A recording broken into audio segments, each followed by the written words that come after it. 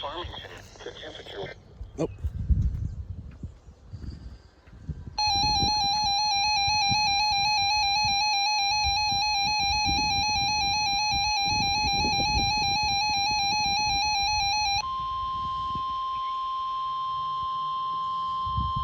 This is a test of the NOAA Weather Radio Alert System.